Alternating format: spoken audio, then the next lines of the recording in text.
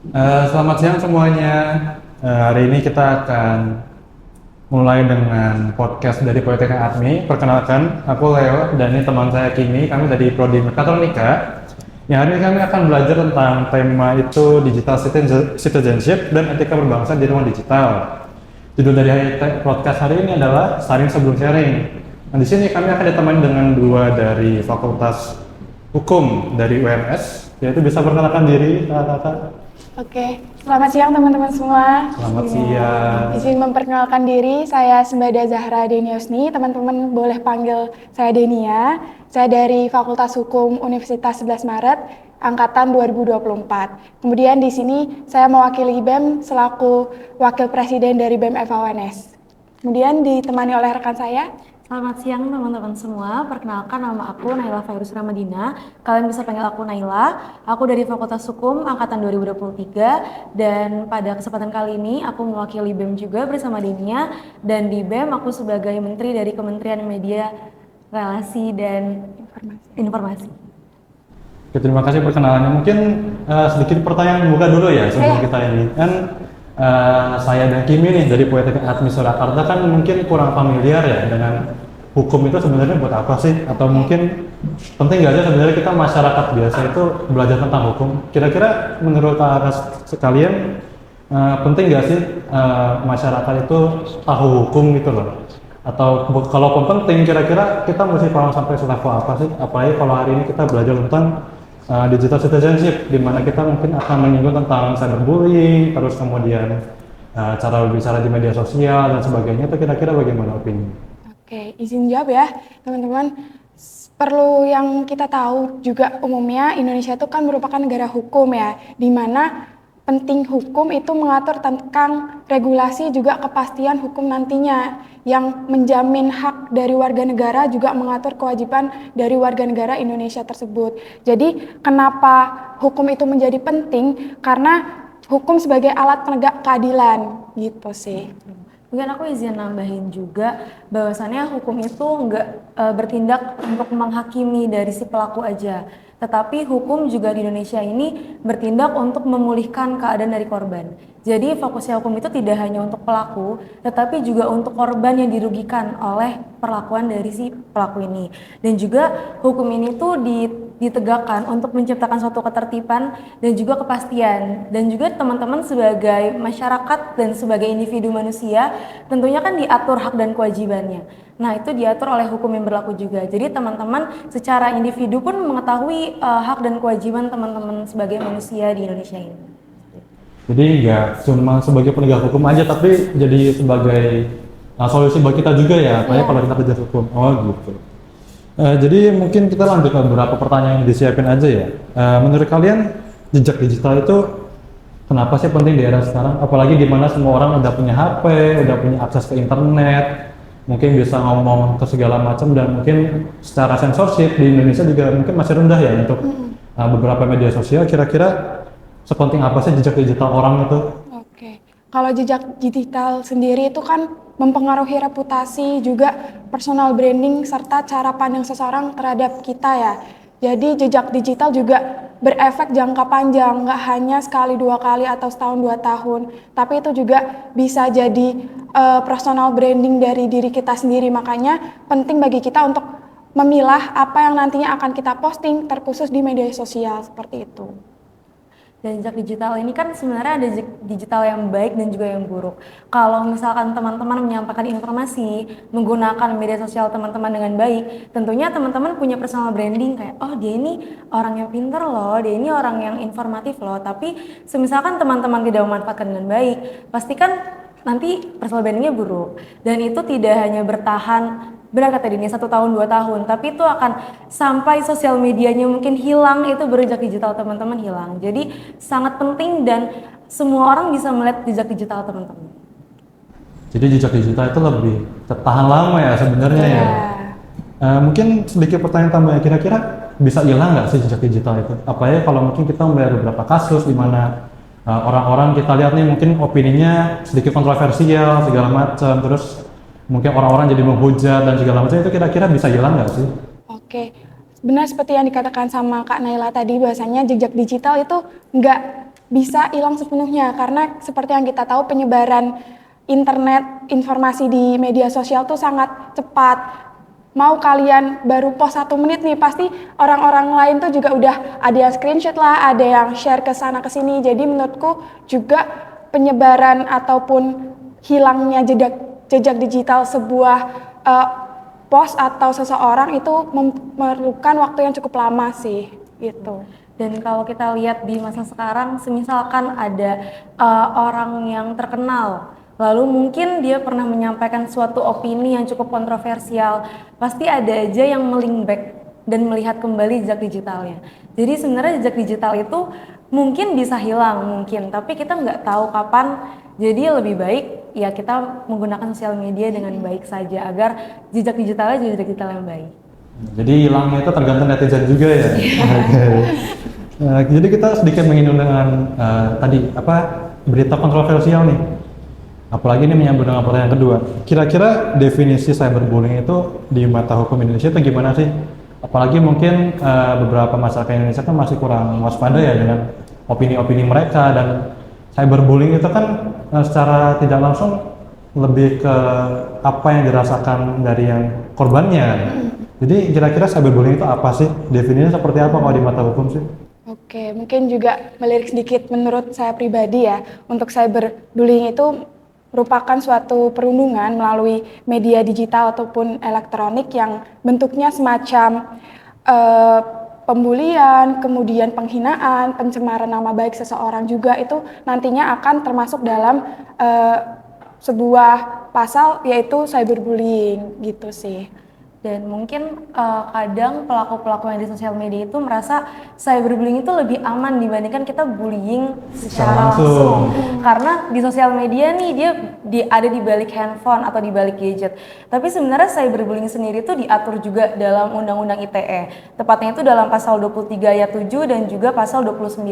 Jadi sebenarnya korban yang merasa dia ini sebagai korban cyberbullying itu masih bisa untuk melaporkan kepada pihak yang berwajib. Jadi walaupun mungkin tidak secara langsung dan tidak bertatap muka, tapi untuk hukuman yang bisa dijerat itu tetap sama. Iya. Jadi sudah ada undang-undang yang mengatur. Jadi untuk cyberbullying ini nggak bisa kita anggap remeh lah. Gitu. Kira-kira mungkin dari segi masyarakat sendiri ya, apalagi kita menggunakan Instagram nih atau WhatsApp, itu kita merasa di cyberbully itu kita melapor kemana sih? Oke, kalau misalkan terkait pelaporan sih sebenarnya balik lagi, korban harus mengumpulkan bukti untuk nantinya jadi alat penunjang pelaporan. Tentu nanti kita ke pihak kepolisian terlebih dahulu, seperti itu sih. Oh, jadi ke pihak kepolisian ya? Iya. Oke. Tapi konsekuensi hukum untuk pelaku cyberbullying itu apa ya? Kira-kira. Itu diatur sesuai tingkatan kejahatan atau cyberbullying yang ia lakukan. Jadi ada tingkatan-tingkatannya dan nanti tergantung regulasi yang ditetapkan oleh pihak kepolisian ataupun nanti pengadilan, seperti itu sih. Dan juga tergantung dengan bukti yang diberikan oleh korban juga. Jadi kan nantinya ketika ada persidangan itu kan ada bukti yang diajukan. Nah sebenarnya bukti digital itu juga sebagai bukti yang sah di mata hukum. Jadi misalkan teman-teman di cyberbullying, di komentar misalkan, atau di DM, di chat itu tetap bisa dimasukkan ke dalam berkas persidangan karena itu sebagai alat bukti yang sah juga. Iya. Jadi berkas screenshot itu juga bisa dipakai ya? Iya, karena seiring berkembangnya zaman, sekarang kan sudah zaman modern, jadi bukti elektronik itu memang dari regulasi yang diterapkan oleh hukum Indonesia pun mendukung adanya bukti elektronik seperti itu. Tadi sempat mention tentang tingkatan di hukum gitu ya. Kalau boleh tahu tingkatannya seperti apa sih? Soalnya setahu saya pribadi itu cyberbullying dari internet itu kan mentok kata-kata gitu loh, kata-kata yang mereka mungkin sampai lewat komen atau mungkin lewat chat. Nah itu tingkatannya seperti apa ya? Sebenarnya kalau spesifik tingkatannya seperti apa, kita juga harus menilik kembali ke dalam peraturan yang mengatur. Cuma sebatas pengetahuan dari saya pribadi itu nanti kita bisa lihat dari impact yang diberikan. Nah, impact ke korban itu seperti apa? Apakah melalui cyberbullying yang dilakukan oleh pelaku, korban nantinya bisa berpengaruh dalam mentalnya ataupun nanti bisa berpengaruh dalam psikis dan lain sebagainya. Itu sih. Jadi impactnya lebih ke efeknya dari ke korban gitu Iya. ya. Oh gitu. Mungkin ada tambahan? Bagaimana sih kalau cara kita tuh merespon jika misal kita tuh menjadi korban dari cyberbullying? Oke, mungkin boleh. Mungkin kalau menurut aku yang pertama teman-teman bisa simpan dulu buktinya karena kita kembali lagi ke tadi ya, bukti digital itu salah satu alat bukti yang sah juga karena mau bagaimanapun ini kita hidup di zaman yang modern dan hukum itu memang akan selalu mengikuti zaman. Jadi ketika teman-teman merasa teman-teman ini korban cyberbullying, bisa disimpan dulu alat buktinya, entah chatnya atau komentarnya, apapun itu bentuknya bisa disimpan aja. Lalu teman-teman mungkin bisa cerita ke orang terdekat, mungkin bisa ke teman atau mungkin bantuan profesional seperti kepolisian yang tadi Denia bilang. Ketika teman-teman merasa itu udah nggak nyaman dan mengganggu teman-teman, itu bisa langsung ditindaklanjuti aja. Iya. Kemudian menindaklanjutin yang Mbak Naila bilang tadi, bisa sharing ke teman terdekat. Nah, kalau di Eva UNS sendiri khususnya di pihak BEM itu ada namanya kanal Evora. Jadi kita membuat suatu kanal atau tempat pelaporan bagi teman-teman nanti Fakultas Hukum UNS yang sekiranya mendapat cyberbullying ataupun kekerasan seksual dan lain sebagainya gitu sih. Berarti butuh buktinya disimpan dulu gitu ya? Iya.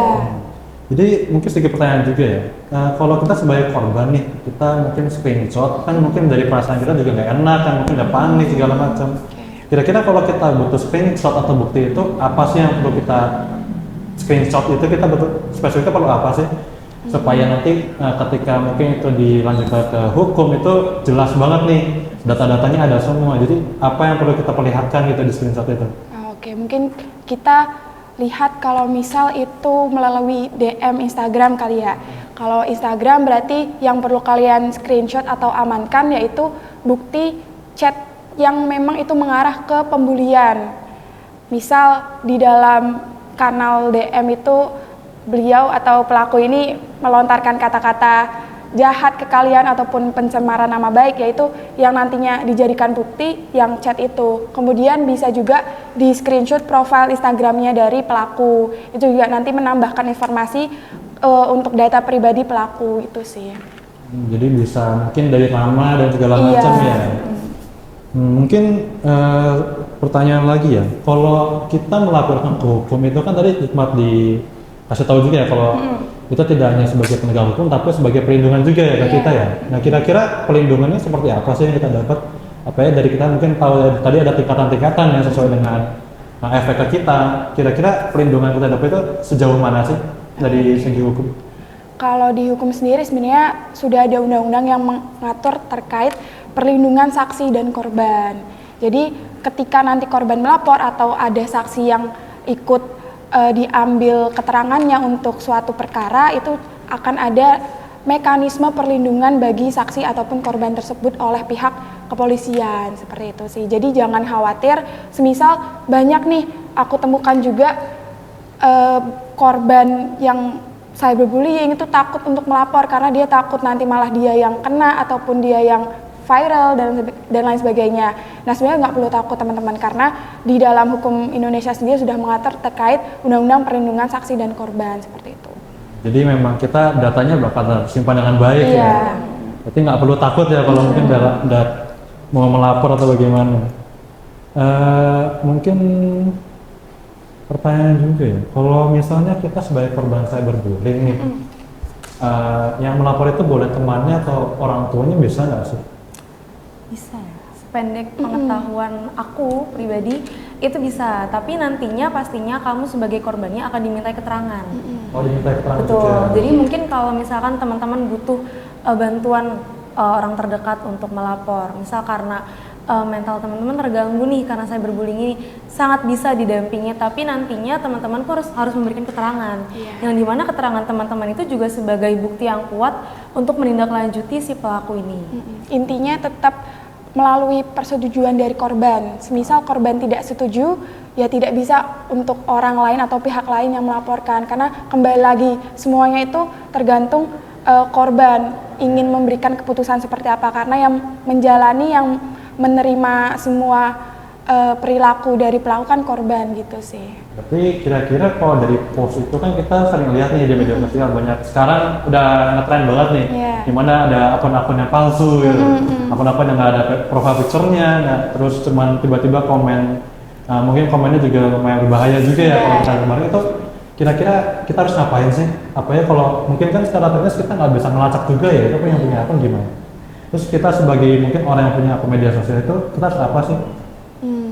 Kalau sependek yang aku tahu juga, walaupun memang di akun tersebut anonim istilahnya ya, kita bisa lacak lewat email, lewat apa ya namanya, kayak adalah daftar lokasinya HP ini tuh di mana dan lain sebagainya. Karena sekarang dunia udah canggih, jadi pasti kalau misalkan hal-hal seperti ini akan terdeteksi lah nantinya, gitu sih. Berarti kita juga bisa melaporkan ya meskipun itu tuh akunnya akun Bisa, tentu bisa. gitu. Asal itu tadi ada bukti konkretnya, ada bukti percakapan, semisal itu melalui DM atau komentar, bisa dilaporkan gitu sih. Jadi semuanya bisa dilaporkan selagi ada bukti dan selagi korbannya itu ingin untuk melaporkan. Iya, benar. Kira-kira kalau boleh tahu itu di Indonesia sejauh ini kan tadi udah kita sempat bahas nih, banyak komen-komen yang kontroversial, terus banyak akun-akun anonim yang kita nggak tahu siapa tiba-tiba datang gitu.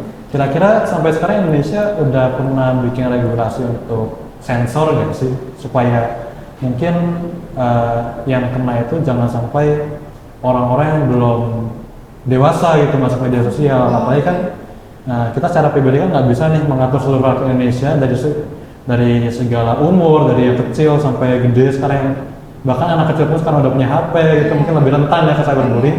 Kira-kira sensor itu udah diimplementasikan atau belum sih di Indonesia, apalagi untuk berbagai macam media sosial gitu? Kalau misalkan regulasinya sebenarnya sudah ada ya, penggunaan media sosial itu kan dibatasi oleh umur. Kembali lagi sebenarnya ke masyarakat itu sendiri, gimana mereka mungkin kalau kita bahasnya di sini konteks anak, ya gimana orang tua memberikan parenting ataupun peraturan kepada anaknya sehingga nanti anaknya ya tidak bermedia sosial dulu sebelum umur yang cukup gitu. Nah terus juga kan teman-teman misalkan mau bikin suatu akun nih, biasanya kan dimintai keterangan kayak tanggal lahir, tahunnya gitu. Sebenarnya kalau dari media sosial dan regulasi sendiri sudah mengakomodir, tapi kan ada 1001 cara ya kalau misalkan mereka tetap mau menggunakan sosial media. Jadi mungkin saran juga untuk aparat penegak hukum, mungkin bisa dicari cara lain selain membuat regulasi dan selain parenting juga. Jadi ditindak tegas bahwasannya anak kecil ini gak bisa untuk main sosial media, karena walaupun ada kita menginput tanggal lahir, tahun lahir, tapi tetap aja itu bisa lolos apabila manipulasi data seperti itu. Mungkin tadi sempat dikasih tahu juga nih ada beberapa undang-undang ya tadi ya tentang cyberbullying. Mungkin bisa jelasin sedikit itu sebenarnya spesifiknya apa sih? Mungkin dari pelaku yang bisa kena penjara sebagaimana atau mungkin hukumannya seperti apa? Itu bisa jelaskan dulu nggak? Oh, terkait undang-undangnya? Iya, sebagai undang-undang tadi cyberbullying. Oke. Kalau dalam pasal yang tadi sudah disebutkan sih, pelaku cyberbullying itu yang nantinya ia melakukan suatu penghinaan, pencemaran nama baik ataupun tindak kekerasan digital yang bisa dikategorikan sebagai pelaku cyberbullying gitu. Untuk pidananya sebenarnya kalau di undang-undang itu kan diatur semisalkan dari maksimal itu 3 tahun, tapi belum tentu apabila dipidanakan si pelaku ini akan dikenakan selama 3 tahun. Karena dalam persidangan kan masih panjang, ada keterangan saksi, ada pengecekan alat bukti, dan juga ada keputusan hakim itu sendiri. Dan di keputusan hakim itu kan ada pertimbangannya sendiri. Jadi mungkin tertulis bahwasannya ada maksimal pidana, tapi belum tentu ketika nanti kita jalankan di persidangan akan dikenakan pidana yang maksimal juga gitu. Jadi memang harus melewati persidangan yang cukup panjang untuk sampai di akhirnya gitu. Berarti memang tergantung ke hasil persidangannya gitu ya. Mungkin sedikit juga, kita kalau mau melapor ke aparat kepolisian itu tentang cyberbullying, kira-kira selain bukti itu yang perlu disiapkan itu apa sih? Kan mungkin dari segi masyarakat juga grogi nih, aduh harus urusan dengan polisi, terus mesti ke badan hukum, mungkin segala macam kesannya ribet dan kompleks banget gitu ya. Kira-kira kita sebagai masyarakat itu perlu menyiapkan apa aja sih selain bukti? Kalau terkait berkas-berkas administrasi ya sebenarnya itu juga agaknya kompleks. Nanti teman-teman boleh langsung datang saja sebenarnya ke pihak kepolisian, nanti dari mereka juga pastinya akan membantu terkait langkah-langkah ataupun berkas-berkas apa saja yang perlu teman-teman lengkapi untuk mengajukan pelaporan gitu. Jadi pasti nanti dari pihak kepolisian ini akan informatif lah istilahnya, ataupun juga teman-teman boleh tanya melalui kontak person yang tersedia di laman kepolisian terdekat, Polresta atau lain sebagainya gitu sih. Tapi kembali lagi yang menurutku pribadi wajib kita persiapkan bukti dan juga keterangan korban. Itu yang paling penting, itu yang paling krusial. Nah, itu mungkin tema dari kita ya, digital citizenship. Mungkin selain cyberbullying itu ada satu hal lagi nih yang penting juga, apalagi untuk sekarang itu di media sosial ada yang namanya hoax. Nah itu hoax itu lumayan sering banget ini. Kira-kira bagaimana tanggapannya hoax itu sebenarnya bagaimana sih? Apakah ada hukum yang mengatur atau mungkin denda segala macam, kira-kira seperti apa ya hoax itu? Tentunya kalau terkait hoax atau berita palsu ya jatuhnya itu juga pasti ada undang-undang yang mengatur. Terkait spesifikasinya mungkin nanti teman-teman boleh dicari kembali, dan juga untuk denda ataupun pidana yang akan dijatuhkan tergantung lagi itu nanti hasil persidangan mau seperti apa. Pesannya sih sebenarnya sebelum mempercayai suatu berita kita perlu adanya cross check dulu terkait berita tersebut apakah benar adanya ataupun berita itu menyeleweng gitu. Kita sebagai masyarakat kan cross check berita nih, kira-kira ada saran nggak tempat website di mana ini kita bisa ngecek supaya berita itu valid atau enggak sih? Kita ngeceknya gimana ya? Kalau misalkan beritanya terkait suatu institusi, menurutku sih saran yang paling tepat kita cross check ke media sosial ataupun website-website yang telah disediakan oleh institusi tersebut gitu. Misal beritanya terkait Mahkamah Agung mengeluarkan kebijakan A, B, C, D, E, kita cross check kembali ke websitenya Mahkamah Agung ataupun media sosialnya apakah memang benar dari MA itu menetapkan regulasi seperti itu gitu. Berarti memang harus lebih baiknya langsung ke institusinya ya, untuk mengecek supaya itu valid atau enggak. Gitu. Terus seandainya mungkin dari kerabat gitu ya, berarti kita sebagai warga Indonesia yang udah mulai peka akan teknologi juga harus terus-menerus mengecek ya, bahkan dari sana pun gitu ya. Oke, berarti mungkin begini ya. Kira-kira kalau kita memberikan komen atau memberikan opini yang sebenarnya dari kita itu memang mungkin pasti bakal kontroversial gitu kan, dan itu kan mungkin efek ke korbannya atau efek ke yang kita berikan opini itu kan bisa berbagai macam kan. Kita tidak tahu nih nanti mereka bakal menanggapi komen kita hasilnya seperti apa. Mungkin jangan-jangan kita maksudnya baik terus tiba-tiba mereka ternyata cyberbullying gitu. Kira-kira etika yang bagus untuk kita memberikan opini di media internet itu gimana sih? Apalagi mungkin ada ratusan ribu orang yang bisa melihat komen kita, terus nanti banyak opini-opini segala macam, nanti mungkin bakal jadi kasus gede gitu dari opini yang menurut kita kesana biasa gitu kan. Kira-kira bagusnya seperti apa sih kalau kita memberikan opini yang kontroversial gitu? Mungkin kalau menurut aku pribadi yang pertama itu niat teman-teman dulu. Ketika teman-teman komen nih, terus niatnya itu sebenarnya baik, bukan untuk melakukan cyberbullying, bukan untuk merundung seseorang, tapi misalkan teman-teman tuh niatnya untuk mengeluarkan opini teman-teman, menurut aku selama niatnya itu masih baik, berarti teman-teman itu nggak punya mens rea atau nggak punya niat untuk melakukan kejahatan. Karena semisalkan ketakutan teman-teman tadi itu kan ketika komentar niatnya itu nggak untuk kejahatan, tapi tiba-tiba kok aku dilaporin nih tentang cyberbullying, nanti kan teman-teman juga akan dimintai keterangan. Nah nantinya ketika teman-teman diminta keterangan, teman-teman bisa bilang bahwasannya saya tidak ada niatan untuk melakukan kejahatan, saya niatnya untuk seperti ini gitu. Tapi untuk preventifnya adalah kalau misalkan memang terlihat akan kontroversial, kalau menurut aku pribadi, aku lebih baik meng-keep itu. Karena kita tidak bisa mengatur bagaimana pandangan orang lain kan. Jadi untuk meminimalisir hal-hal buruk yang bisa terjadi, kalau aku lebih baik aku keep. Tapi semisal memang mau diutarakan, teman-teman juga nggak perlu khawatir. Karena semisal teman-teman tidak memiliki niat untuk melakukan kejahatan, maka teman-teman juga akan meminimalisir bisa dipidana. Seperti itu.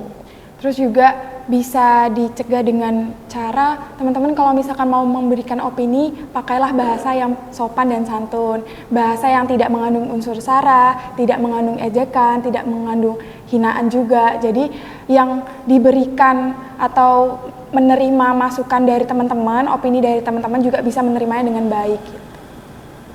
Mungkin dari segi kita sebagai penerima komen ya, kita sebagai penerima komen itu ketika kita melihat komen yang dari kita kesannya menyerang gitu, menyerang secara pribadi, walaupun mungkin dari yang memberikan komen itu tidak seperti itu maksudnya. Kita sebagai orang yang menerima itu lebih baiknya seperti apa dulu sih sikapnya? Apa kita lebih baik langsung melapor terhadap komen tersebut atau kita proses dulu? Seandainya kita proses dulu, kita harus proses seperti apa ya? Kalau misalkan tindakan ya untuk terkait hal tersebut, menurutku sih yang pertama teman-teman jangan membalas kegiatan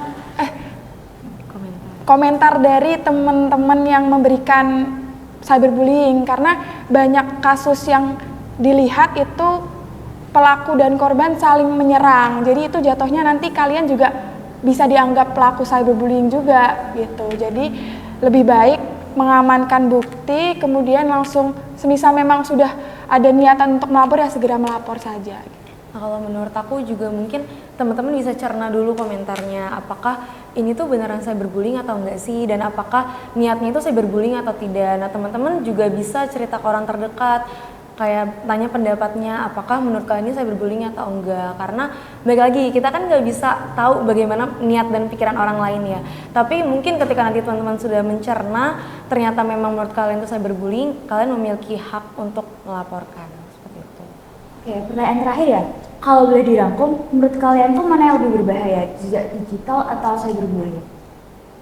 Lebih berbahaya jejak digital atau cyberbullying? Sebenarnya keduanya juga ada unsur yang memberatkan dan meringankan ya. Nggak bisa kita lihat secara gamblang, oh yang paling membahayakan itu cyberbullying, nggak gitu. Semuanya pasti ada plus minusnya. Cuma untuk cyberbullying sendiri kan ini berarti sifatnya dua arah ya, ada pelaku dan juga korban.